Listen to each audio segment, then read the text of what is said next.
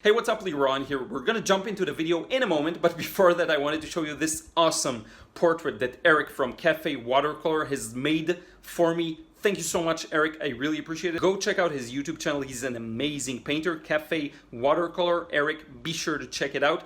Thank you so much, my friend. I really appreciate it. What's up, Liron here. I just wanted to drop by and show you this large painting I did. So this is gonna be today's topic for this video, and here's Ruth. Ruthie, she's the bestest, and she wanted to join me here, so a bit of a different format. Hi, how are you?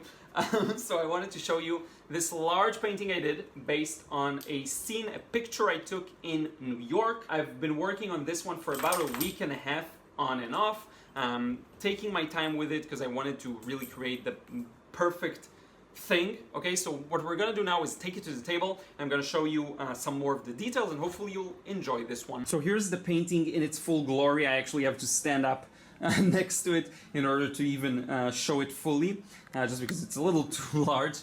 So let me show it to you top to bottom.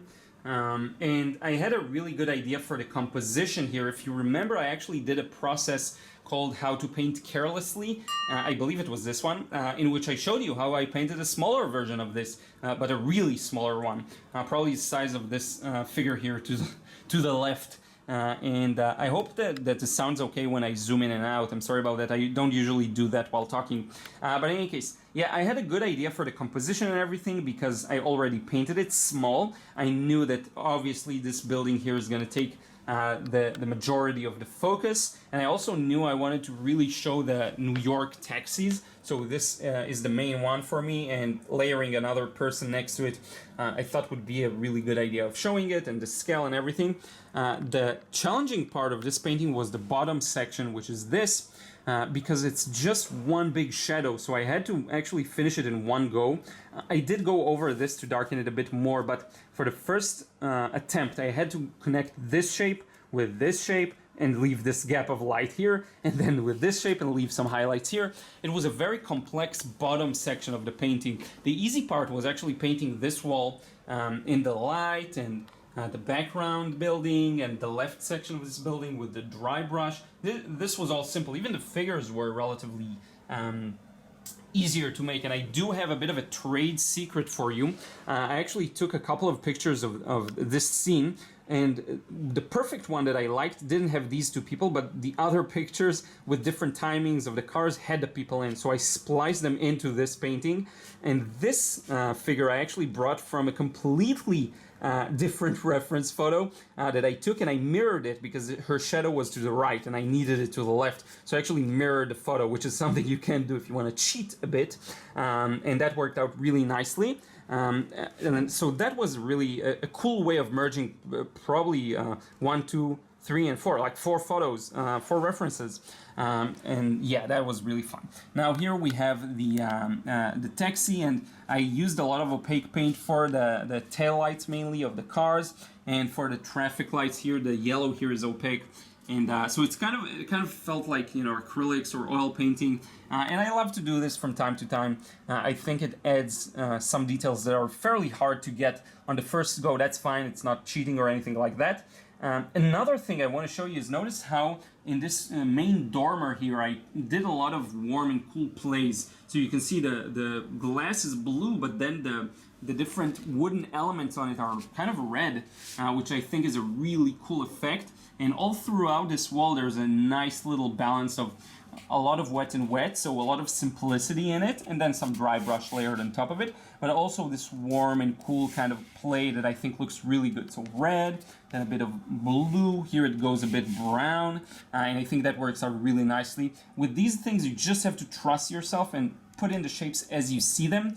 You can't really control everything, you just have to put it in as you see it, hope it turns out to look realistic and read well. I absolutely love the details here on the bottom. This is one of my favorite parts. You know, it's a very European kind of design. You can see a lot of it in Paris, these lines that go up and then around the doors. Everything looks really fancy and nice. I love these kinds of things. So just to give you another overall look of the painting from afar, I think there's a good balance here. And these paintings come with many additional challenges.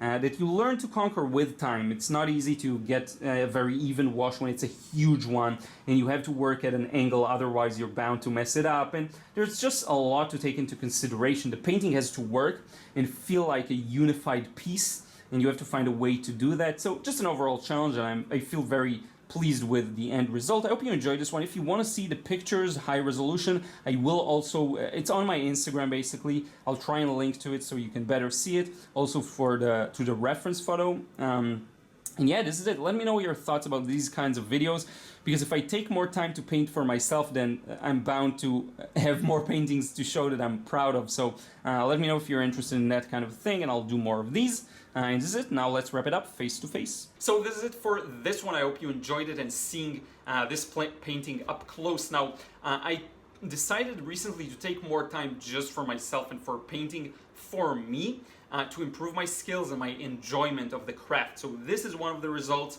and there's going to be more of that. I'm trying to become more efficient in making the content to allow myself, which meaning the YouTube videos and all of that, which will allow me more time to focus on just painting for myself, like this one, okay?